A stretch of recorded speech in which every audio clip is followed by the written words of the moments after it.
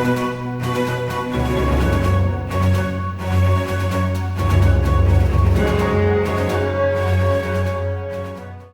guys, welcome back to another video. So today I am continuing on with my Guardians of the Galaxy videos, and today I'm ranking all the third movies in the MCU. So not the trilogies, just the third movie. So this includes the Thor Ragnarok and Infinity War and stuff like that. So stuff that is over 3 movies, but have a third movie, if that makes sense. So let's get started. I have 7 of these. This is going to be, I don't want to say a long video, but definitely not a short one. So let's get into it. So number 7 for me is AntMan the Wasp: Quantumania. Now, as you guys know, I really like Quantumania. I think that it's one of the more overhated MCU movies, but it is still like kind of low on my MCU ranking. Like, it's higher than, honestly, I like it more than Iron Man. I like it more than Iron Man 2 and Dark World and the first Doctor Strange and Incredible Hulk and stuff like that, but not as good to me as like Thor 1 and Cap 1 and Love and Thunder and stuff like that. So that's why it kind of has that 7 rank, because I really do like Quantumania. I think that it was really good. It gave us a great villain in Kang, and I think that Kang is a great threat to the MCU. It's just kind of disappointing that we don't know what's going to happen after Quantumania, after the whole trouble with Jonathan Majors, which I'm not going to get into right now.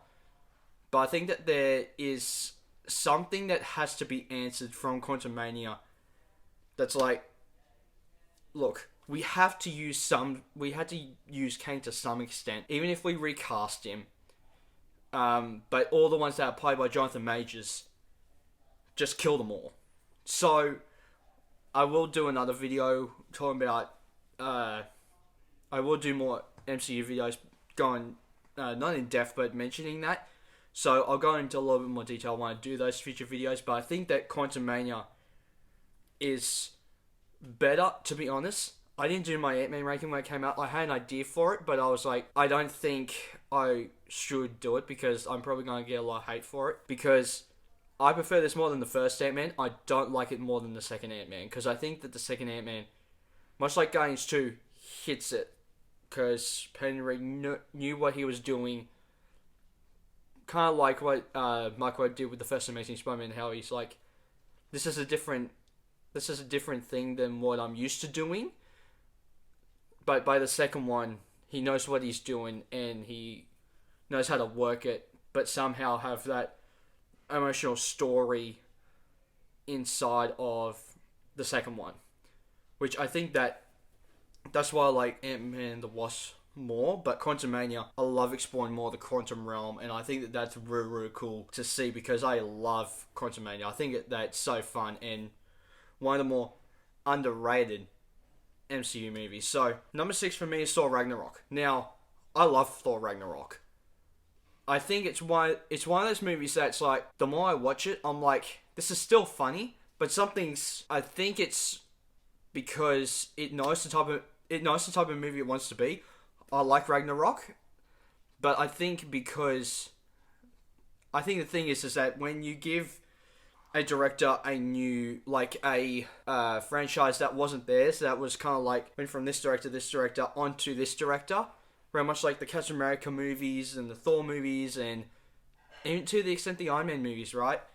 You have those movies that are like, this is your movie in that kind of style as the first director, but then the third director, we're going to completely change up the style.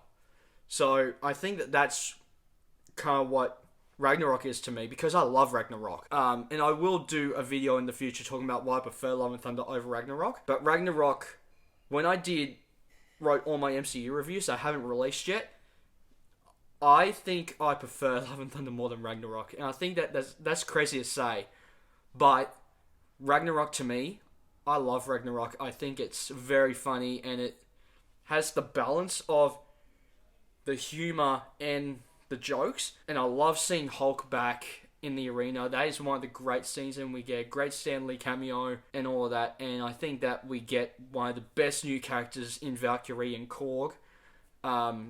And it's obviously very funny when you have Bruce Banner thrown into that mix, because they can't do a solo Hulk movie, so they have to use him for like Ragnarok and the Avengers movies and stuff like that. So, and She-Hulk even. But yeah, I think that's why Ragnarok kind of falls a little bit below, because Ragnarok is kind of like because there's no bad third movie in the MCU, but I think it's one of those things where Ragnarok is kind of dipped down a bit for me, where it's like, this is what it is. And then, but these movies, I think, are better movies. I just find these other movies that are top of it more rewatchable, and they're some of my favourites. Number 5 for me is Captain America Civil War, and I love Captain America Civil War. I remember seeing it in the theatre with a best friend of mine at the time and my dad, and that was a great movie cinema experience, because that was one of the first times I went to a theatre and I actually saw kids dress up as Iron Man and Cap and Spider-Man and that sort of stuff, and seeing Black Panther on the big screen was so cool. Obviously, seeing Spider-Man in an MCU movie, and let alone that be his introduction into the MCU, was just incredible, and I loved that. Seeing him interact with Cap and Tony and all those different Avengers was so cool, and the fact that they had to deal with the oh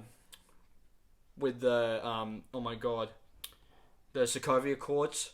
I think that added an interesting conflict into the Avengers, because the Avengers at this point, not that they're running rampant, but they have like all these places that they need to save, and because they have guidelines now, and the government will be able to control that, I think that that's a great way to split off the Cap and Iron Man sides and making them face off at that airport battle, which I think is so cool, and I love that fight scene. I think that the airport fight scene is one of the best fight scenes in the MCU, behind the pause scene and obviously the No Way Home Spider-Man final battle in No Way Home, which is so cool. I love Captain America Civil War, and I think Civil War is one of those movies that's like, it used to be my favourite, but because you rewatch all these other movies, even some of them that are kind of weak, Civil War is my first, is my first above my 4-star films that have that 4.5 to a 5-star. But because I rewatched these movies recently, I'm like, these are my favourites. These are the ones that are definitely my favourites, so I give them 5 out of 5, and then these are the ones that are my favourites, but I give them 4 out of 5 because I don't want to give them all 5-star ratings, and then these are the ones that I like. But I only really get to the main ones where you get to the 3 out of 5 ish ones down to the 2. So I think that Civil War is great, and it holds up very, very well.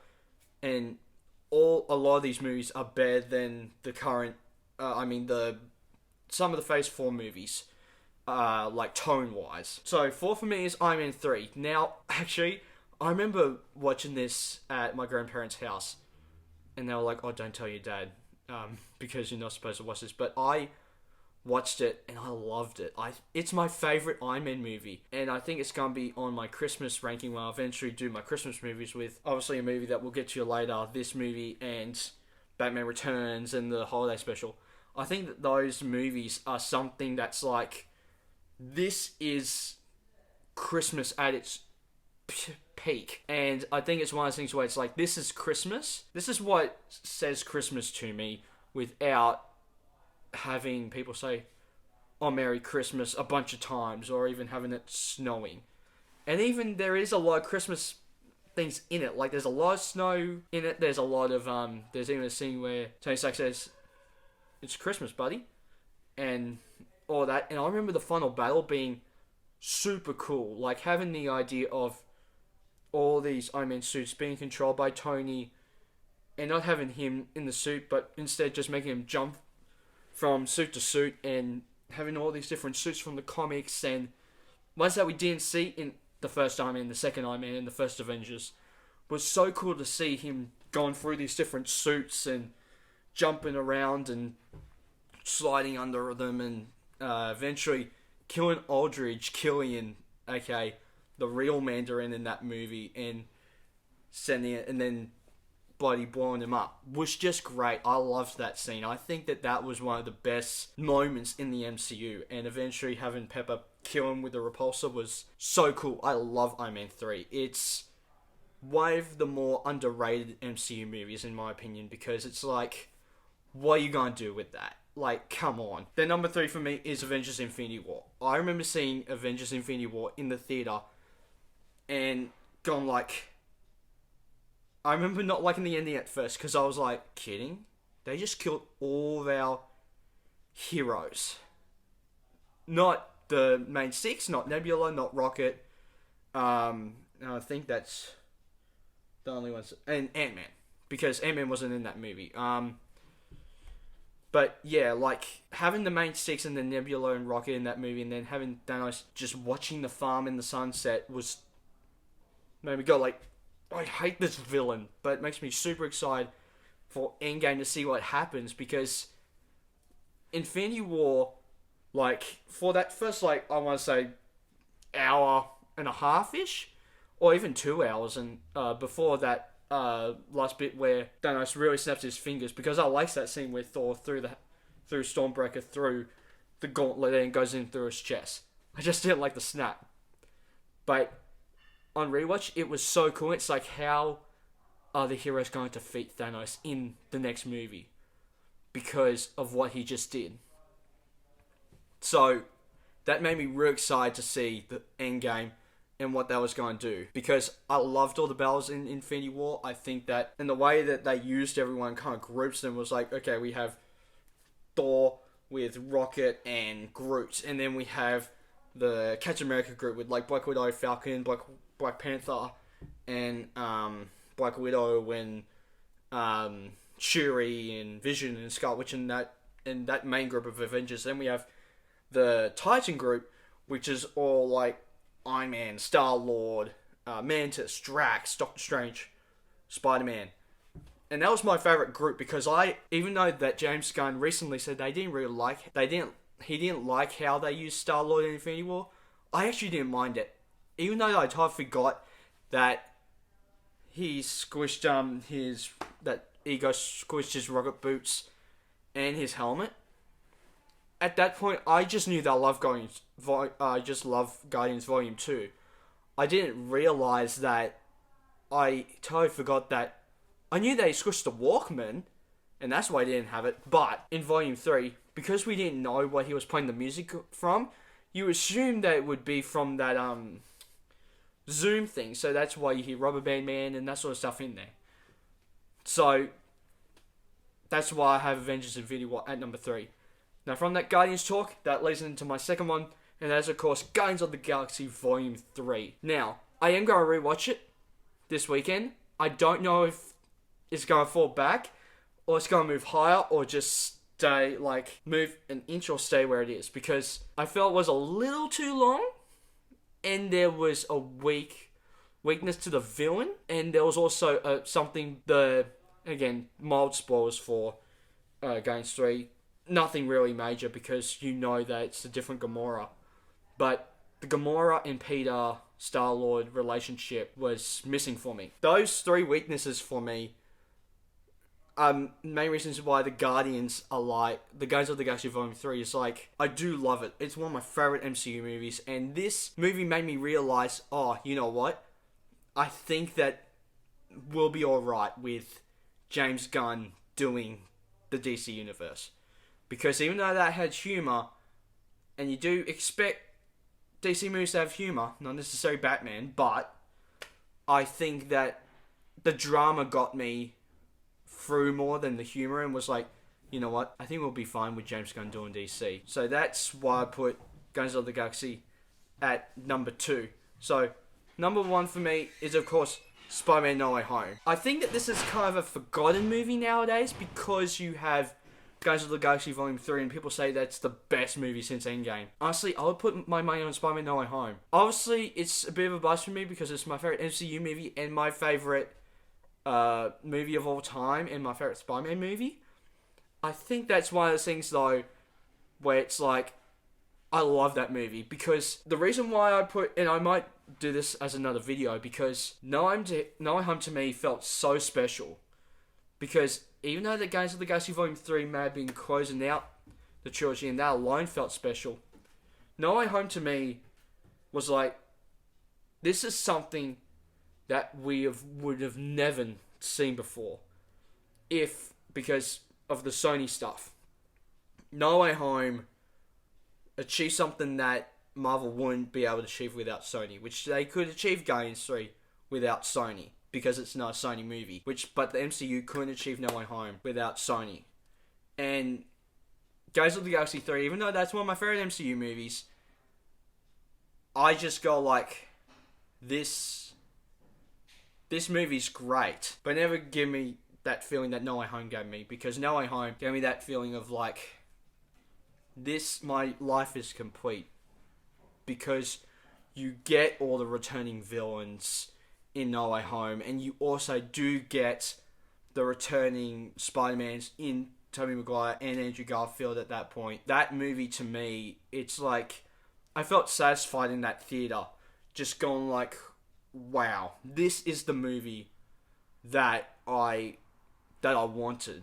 And this is one of the reasons why I like it more than Into the Spider-Verse, because it's like, you have set up this movie without like making it feel like a saga. You kind of did on accident, where it's like, we're going to do the 3 Raimi movies, we're going to do the 2 Andrew Garfield, Mark Waid movies, and then we're going to do Tom Holland's 2 movies, and then on the 3rd, we're going to snap our fingers and then make this amazing Spider-Man, let alone superhero movie of the MCU and Sony movies in general, because they have achieved that.